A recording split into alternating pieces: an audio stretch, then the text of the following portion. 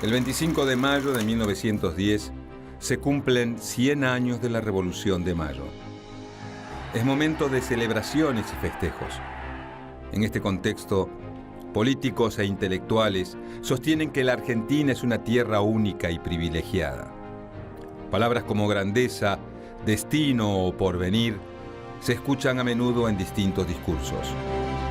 El presidente José Figueroa Alcorta intenta conseguir rédito político de esta situación.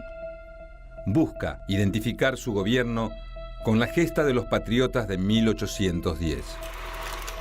La dirigencia conservadora quiere mostrar que la Argentina es un país ideal, pero no todos ven la realidad de la misma forma. El sistema político se sostiene sobre el fraude electoral y el control de las elecciones. Y cada vez son más las personas que piden cambios. Además, sectores obreros y sindicales endurecen sus reclamos y exigen mejoras en sus condiciones de vida y trabajo, en algunos casos usando la violencia. En un tiempo de desigualdades, contrastes y tensiones sociales, la Argentina se dispone a celebrar los primeros 100 años de su historia.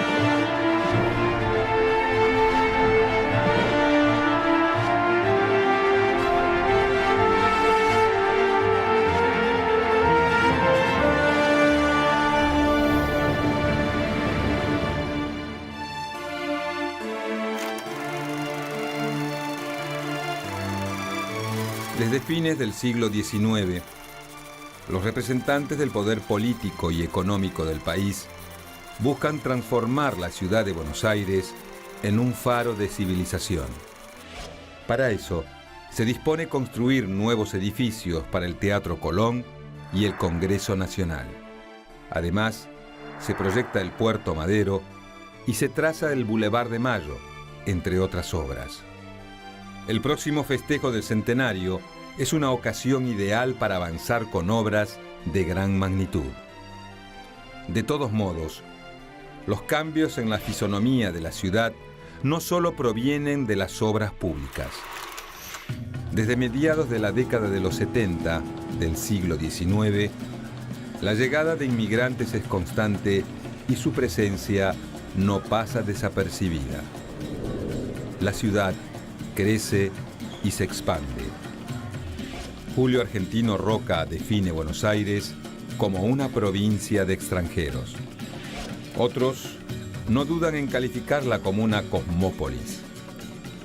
Hacia el final de la primera década del siglo XX, la mitad de los habitantes de Buenos Aires han nacido en otro país. Esto influye en la construcción de una sociedad más compleja y diversa. La idea de ascenso social se arraiga en parte de los nuevos sectores populares que produce la inmigración. Mientras Buenos Aires vive un clima de progreso, se preparan los festejos del centenario de la patria.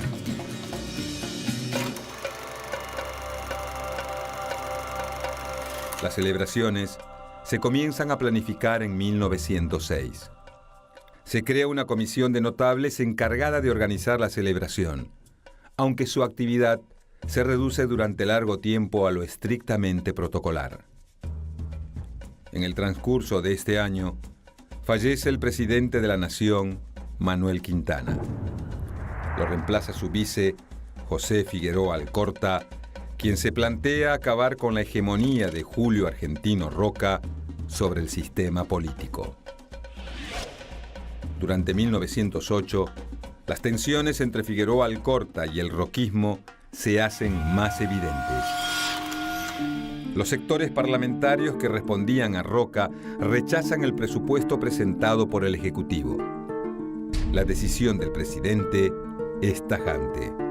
Cierra el Congreso y se dispone a gobernar por decreto. en 1909, promulga una ley que extiende el festejo del centenario a todo el territorio nacional.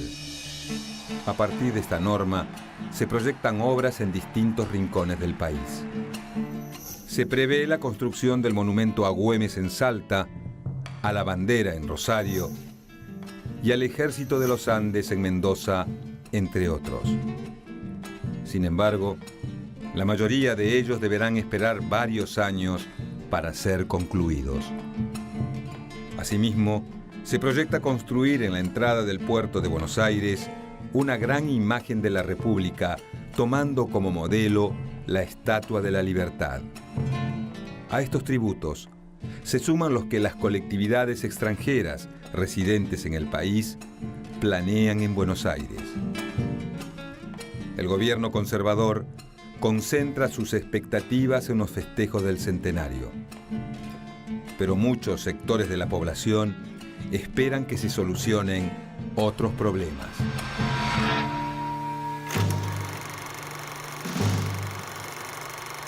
El 13 de mayo se sanciona el estado de sitio en el territorio nacional. Con esta medida, el gobierno logra poner en jaque todo tipo de manifestación vinculada al movimiento anarquista y obrero en general. A pesar de las restricciones impuestas, el gobierno le da lugar a otro tipo de acciones provenientes de sectores civiles de la población. Bandas de jóvenes universitarios y miembros del Jockey Club salen a las calles, pero no los motiva festejar el centenario. Con el apoyo policial, atacan las imprentas de los periódicos sácratas La Protesta y La Batalla, así como también la del socialista La Vanguardia. El resto de los diarios comerciales recibe la directriz de no mencionar lo sucedido bajo advertencia de cierre. Lejos de culminar ahí, el raíz de violencia prosigue. Los jóvenes nacionalistas avanzan por el barrio porteño de Once, donde incendian y rompen los comercios de judíos, turcos y armenios, al grito de «Mueran los rusos». Las fuerzas policiales extienden la persecución. Las comisarías y cárceles se ven desbordadas. Se habilita el buque Guardia Nacional para ubicar a la gran cantidad de activistas políticos apresados. En 3 días se detienen a más de 500 personas. El jefe de la policía, Luis de Lepián, consigue agregar a sus fuerzas 900 agentes, 100 bomberos y 90 inspectores. Los civiles que se acercan a colaborar reciben identificaciones en las que se acredita su pertenencia honoraria a la fuerza. El brote nacionalista es fuerte en Buenos Aires. Días antes de estos sucesos, la carpa del circo de Frank Brown, ubicada en la esquina de Córdoba y Florida, comienza a molestar a algunos. El clown británico había firmado un acuerdo con la Comisión del Centenario para brindar espectáculos gratuitos durante los festejos de mayo. Sin embargo, esta decisión comienza a molestar a cierto sector de la prensa. El argumento que se utiliza es que atraer a gente pobre al centro de la ciudad desvirtúa la estética de la celebración. El 5 de mayo, la carpa del circo de Frank Brown aparece incendiada. Los jóvenes de clase alta se adjudican el ataque. Las tensiones sociales y políticas que se viven en el país aumentan a medida que se acerca la fecha del centenario.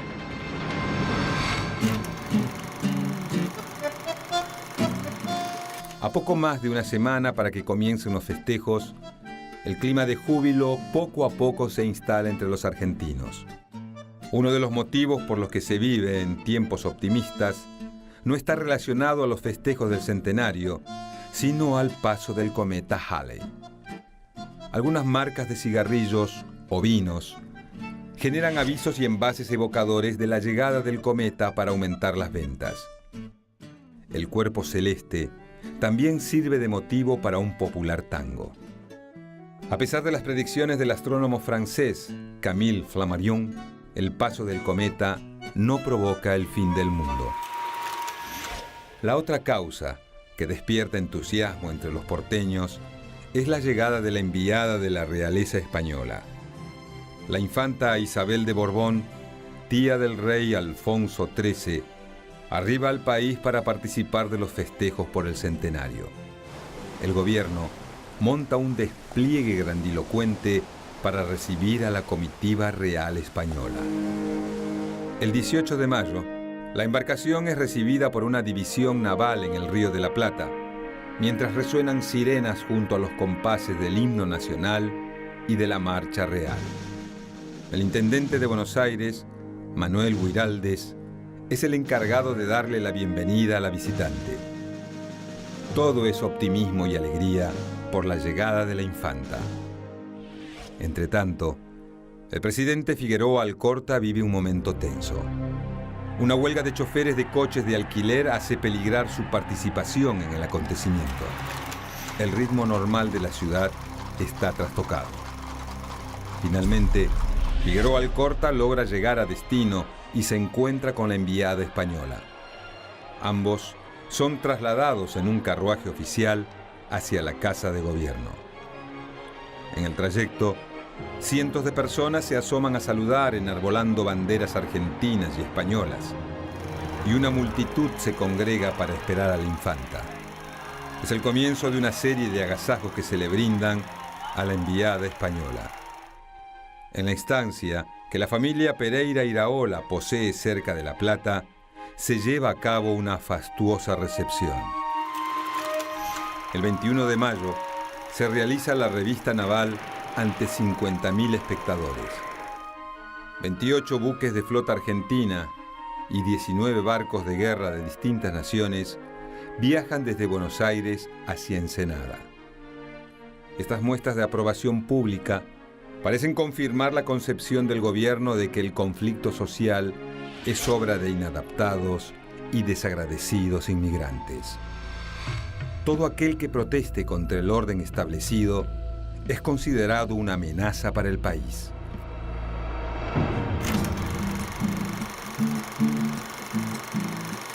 El 23 de mayo de 1910, Buenos Aires se prepara para festejar el aniversario de la Revolución de Mayo. Ese día, el recién inaugurado ferrocarril al Pacífico es utilizado para trasladar al presidente de Chile, Pedro Montt.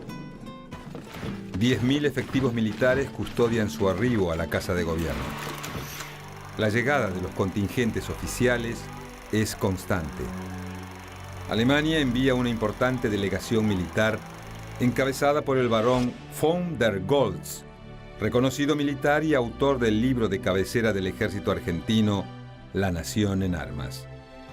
La delegación británica es largamente esperada, pero se ve imposibilitada de asistir por el duelo que se vive ante la muerte del rey Eduardo VII. La única grieta en el amplio operativo de recepción se produce con el enviado de la Cancillería italiana, que arriba de improviso a un muelle donde nadie lo espera. No obstante, la numerosa comunidad italiana que reside en Argentina se hace notar. Faltan pocas horas para que comience el acontecimiento tan esperado. Se realiza un desfile entre el Congreso y la Plaza de Mayo, encabezado por el comité organizador, los socios del Círculo Militar y el Centro Naval. En el cortejo participan veteranos de la Guerra del Paraguay y de la Campaña del Desierto.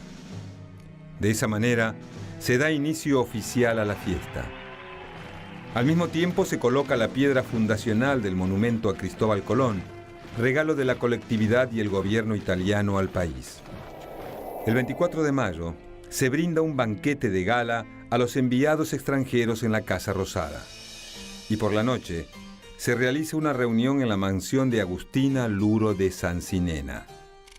Allí, los enviados extranjeros y los representantes de la clase alta local se reúnen para los festejos. A las 12 de la noche suenan los acordes del himno nacional argentino. Comienza el centenario de la Revolución de Mayo.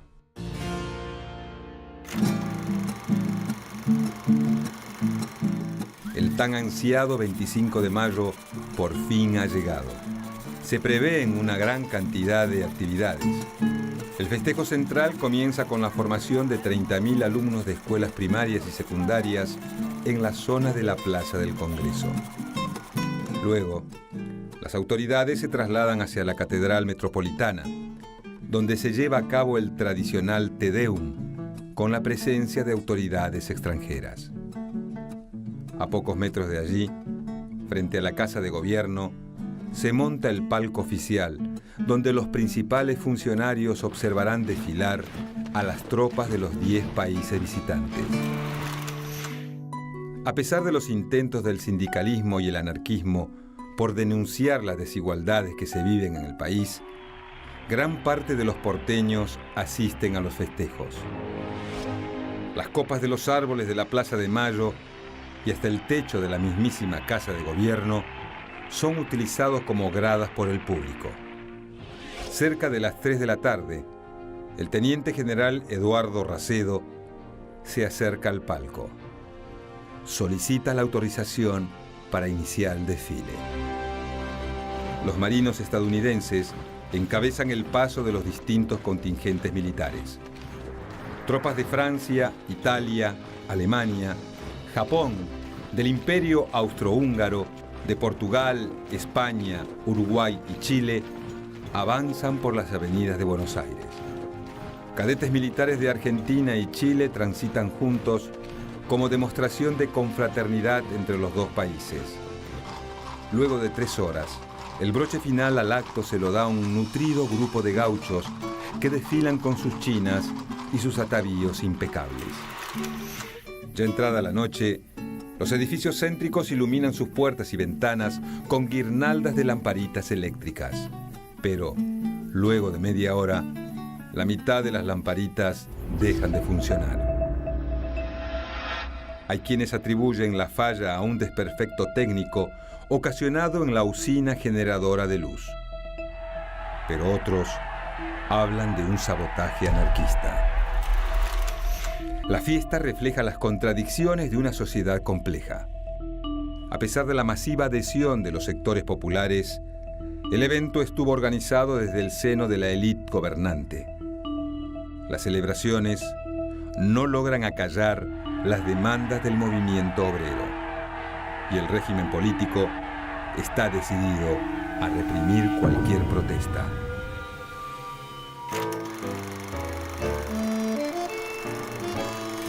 Las secuelas de un fuerte temporal ocurrido en el mes de febrero, sumadas a los conflictos con los trabajadores, impiden la apertura de algunas exposiciones como la dedicada a España.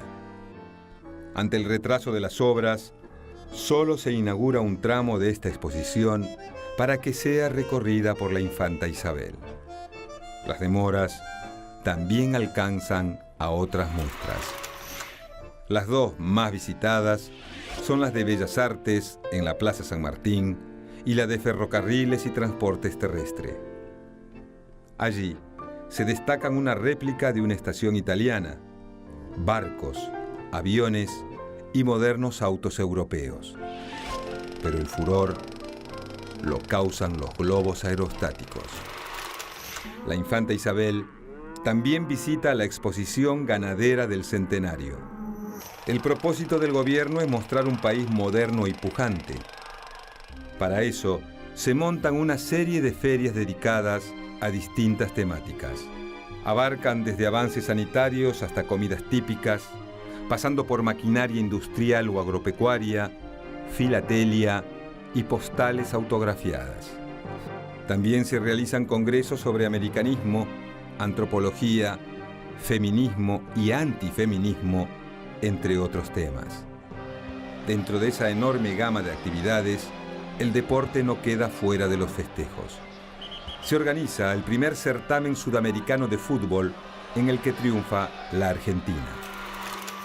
A la par de esta variedad de entretenimientos, la conmemoración atrae también a diferentes personalidades del mundo de la cultura y la política mundial. Entre ellos se encuentra el jurista y criminalista italiano Enrico Ferri, el intelectual y político francés Anatole France, el primer ministro del país galo, Georges Clemenceau.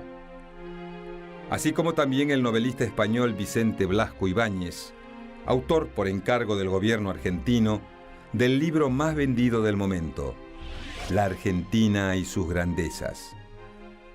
Los visitantes se muestran agradecidos al gobierno y destacan las bondades del país. Sin embargo, hay un hombre que denuncia las desigualdades del sistema político argentino. Se trata del escritor catalán Santiago Rusiñol, quien pasa unos días presos por solidarizarse con los reclusos anarquistas. Tampoco se acopla a la versión oficial del centenario el jurista valenciano Adolfo Posada, que prefiere recorrer un par de conventillos a pocas cuadras de los festejos. Luego de esa experiencia, Posada concluye que hacen falta más políticas sociales intensivas antes que una intervención policial sin contemplaciones. En 1910 el país presenta un escenario social complejo. Nuevos inmigrantes que apuestan a la posibilidad de ascenso social no solo para ellos, sino también para sus hijos. Una clase alta que hace todo lo posible para mantener sus privilegios. Y un sistema político que se sostiene gracias al fraude y que responde a la conflictividad social con violencia y represión.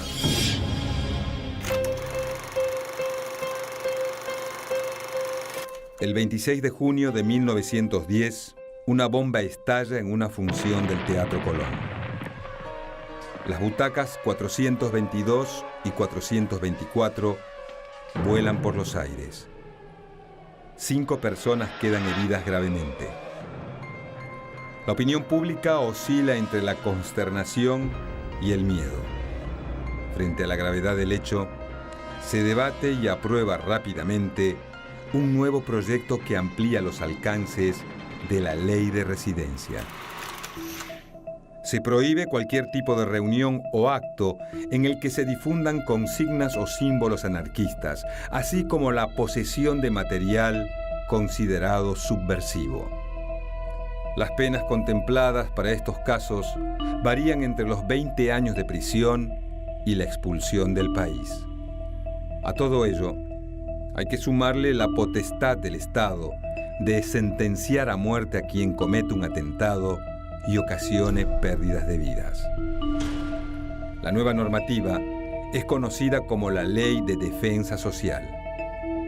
A pesar de la imagen de prosperidad y modernidad que se intenta mostrar, el gobierno consolida su perfil más autoritario. La violencia institucional y la represión son las respuestas a las demandas de un sector cada vez más grande de la población.